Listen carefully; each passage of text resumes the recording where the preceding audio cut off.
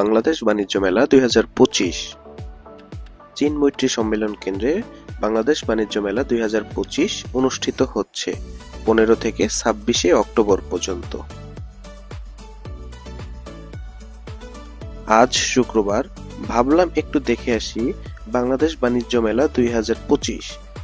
এই মুহূর্তে আমি আছি চীন মৈত্রী সম্মেলন কেন্দ্রে, আর চারপাশে শুধু উৎসবের আমেজ। প্রথমে ঢুকেই আমার যেটা মনে হলো, এই মেলায় বড়দের থেকে বাচ্চাদের খেলাধুলার সরঞ্জামই বেশি।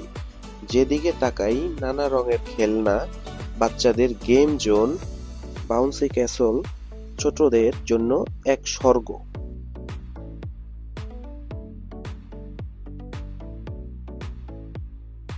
টিকিট কাউন্টারে উপচে পড়া ভিড়, যেদিকে তাকাই লাইন লাইন আর লাইন।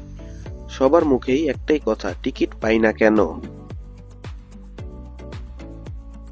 পার পারসন 20 টাকা করে টিকিট কেটে ভিতরে ঢুকে দেখি শুধু খাবারের দোকান, এছাড়া অন্য কোনো দোকান নেই।